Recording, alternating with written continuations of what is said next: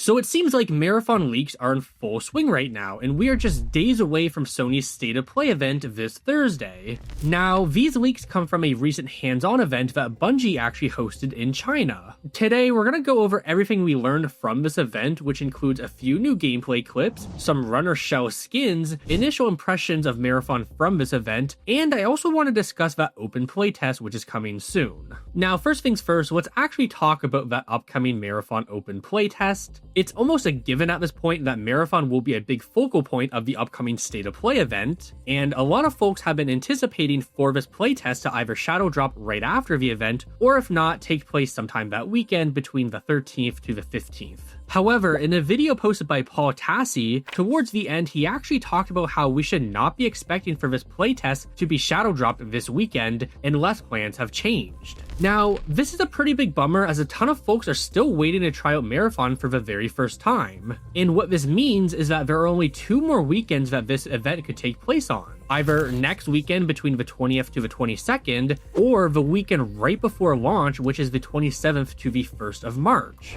So it seems like Bungie is taking a similar approach to what Arc Raiders did, as I believe their open server slam was either the weekend before launch or just 2 weeks before. As well, I also think that this shows that Bungie is really confident in Marathon, and they may feel like they don't really need that extra bit of feedback from the wider gaming audience before launch. I'm someone that personally really enjoyed the game, even all the way back during that closed alpha. However, that test did leave a sour taste in the mouths of a lot of players and viewers. I'm a little bit worried that this may backfire, and then once people get their hands on the game, there could be a lot of issues still that Bungie may or may not have time to fix before the full launch. Now, I know I mentioned how Arc Raiders also did the same strategy, however, they also had the benefit of earlier playtests last year, where the game was already in a much more polished state than Marathon was last year during its closed alpha. Again, I'm personally excited for the game. I already know that I'm going to enjoy it, so this doesn't really affect me. I just hope that Bungie is right to have this confidence in hosting the playtest that close to launch. Alright, with the playtest talk out of the way, let's go over all the new details. Now, many people have been referring to these as leaks, but it turns out that these were not leaks and that all this information has been cleared by Bungie. In an update posted by Marathon Bulletin here, it says update from Bungie regarding the Marathon preview event in China. You may have seen some videos and info about Marathon from a recent creator event. This is from our first ever event in China, and they've been cleared to share their experiences. You can expect to see more content from creators and our team as we rev up for launch. Can't wait to share more and finally get to play Marathon with our global community.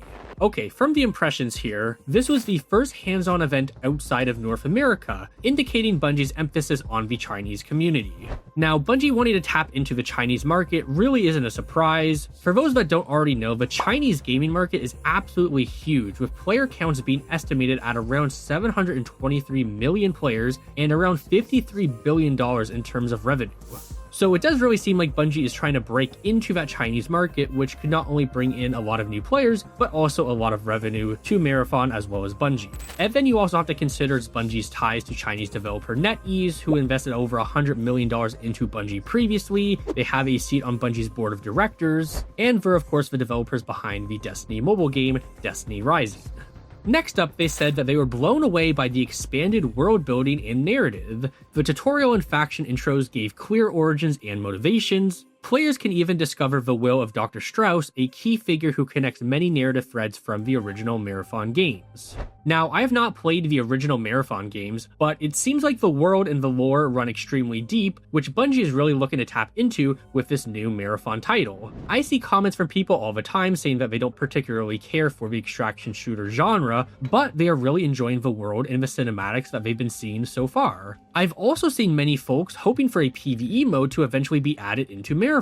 Now, I don't think this is going to happen anytime soon, and I'm not even sure whether that would be a good idea or not. It does seem like though Bungie is hoping that the lore and the narrative will be enough to bring players in, and then perhaps they may get to experience the game for themselves and actually end up enjoying it.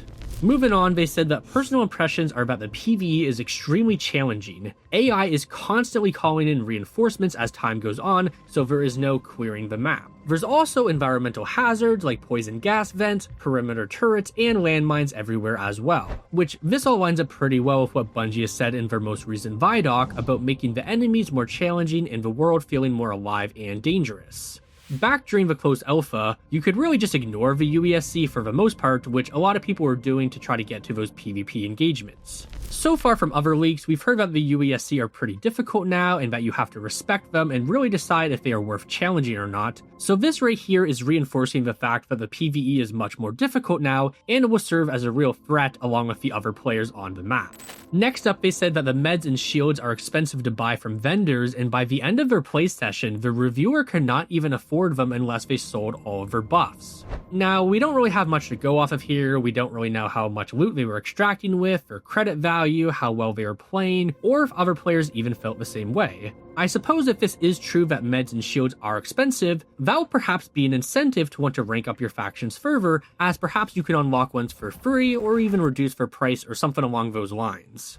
Moving on to the next point, early combat or PvP is almost guaranteed to be a net loss. They expect the high-risk exploration experience to push players to focus on missions to upgrade base stats, and they expect there to be little to no player cooperation, calling every enemy player a loot pinata. And I feel like a lot of people were expecting this in the game and for it to be a lot less friendly and way more PvP focused than games like Arc Raiders, for example. I also feel like that's kind of just the nature of first-person shooters as well. It is possible that Marathon could become more social over time. I remember back during Arc Raider Server Slam and even the first few weeks after launch, it wasn't as social as it is now, and there was still a good amount of PvP going on. We may see the game become more social as the weeks and months progress, especially as we get into that endgame map Cryo Archive. You may find yourself teaming up with other players, whether it's to solve mechanics or take out bosses, whatever that map has in store for us. Moving on to objective improvements since alpha, the UI has seen a massive overhaul,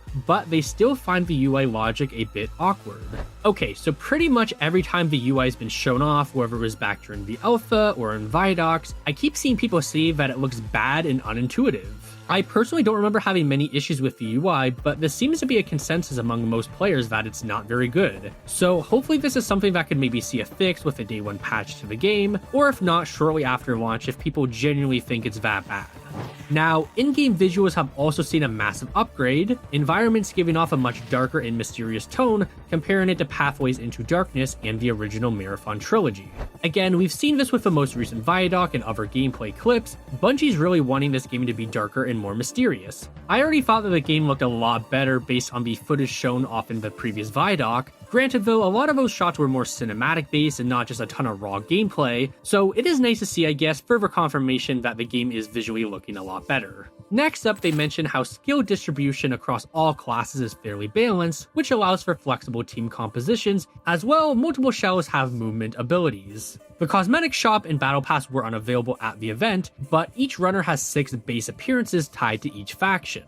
I'm sure balance will definitely be a big topic of discussion once the full game is released. From the outside looking in though, as I haven't been in any of the recent playtests, I am expecting Recon and Triage to pretty much be must-haves, as well as Assassin for solo play. It's also interesting to read about multiple shells having movement abilities, because as far as I'm aware, I thought it was just Destroyer, Vandal, and then now Thief with her grapple hook. And then moving on to the runner cosmetics, I think 6 base appearances per runner is a pretty good starting point, and then there's of course pre-order and deluxe bonuses, there's going to be cosmetics in ranked mode, probably even the codex as well. And we actually have our first look at some of these cosmetics as you can see in the images here. As someone who is planning to be a Thief main, she looks great in my opinion, even Destroyer and Triage are looking pretty good as well, but I guess black colored shaders and cosmetics typically always look pretty good.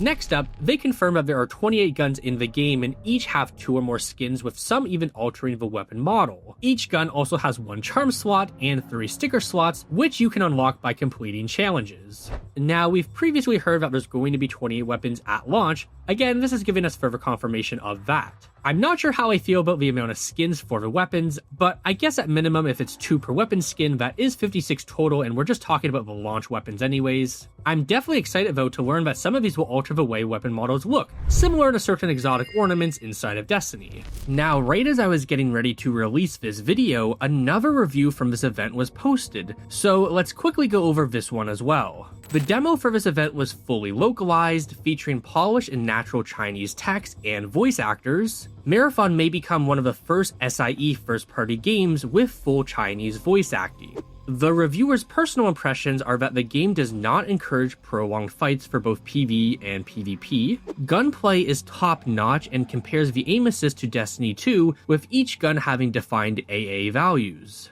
PvP gunfire will attract distant AI, transforming them into world police to eliminate both sides in one sweep.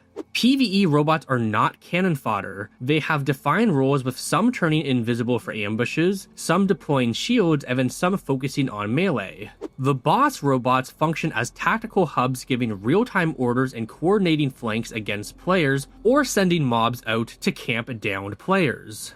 AI has improved since the alpha. They are not omniscient radios anymore that respond instantly to every sound, and reinforcements are no longer endless waves. The pressure remains formidable, but players have breathing room. Ammo was extremely scarce, and the AI robots rarely dropped ammo, and the supply crates yielded very little, leading to early extractions after just 1 to 2 engagements.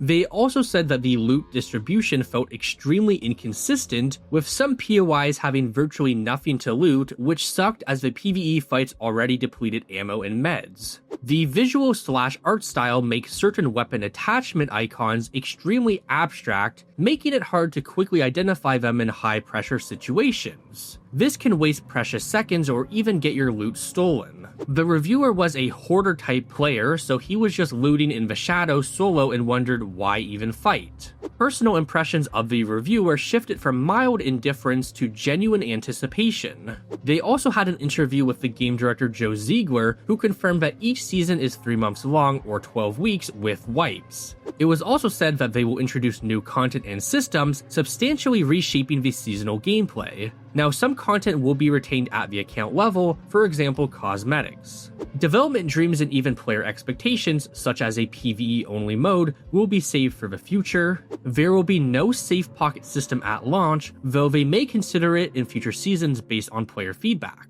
There will also be no aggression-based matchmaking like Arc Raiders. Larger maps in the game are going to support up to 18 players or 6 squads, and then smaller maps will support 12 players or 4 squads. So again, a lot of this is pretty similar to that first review we went over, but there were a few more points that I wanted to touch on further. First of these is in regards to ammo being really scarce, leading to early extractions. We don't really know how long they played for, but to me this sounds more like an early game issue. I personally don't mind early extractions, especially early on, as this can help you just get some items stocked up in your vault. I am a little concerned though if the game becomes a slog in terms of acquiring gear and ammo, and then you're just constantly needing to extract. Again though, I'm assuming this is more of an early game thing, but I guess we'll find out for ourselves pretty soon.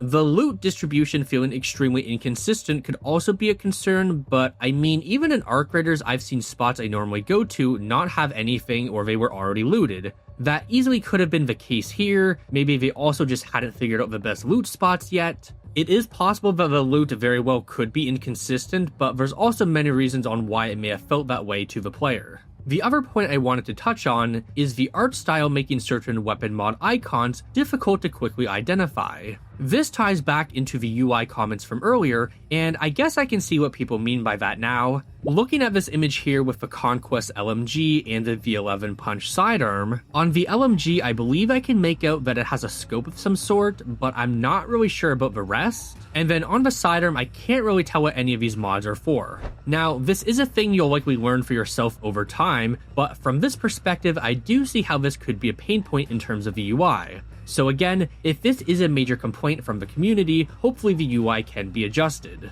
Now, the final thing I want to touch on is in regards to the PvE mode and a safe pocket being mentioned. Again, do not expect these things at launch, but it is at least good to hear that the team is listening to these and are at least considering them based on feedback.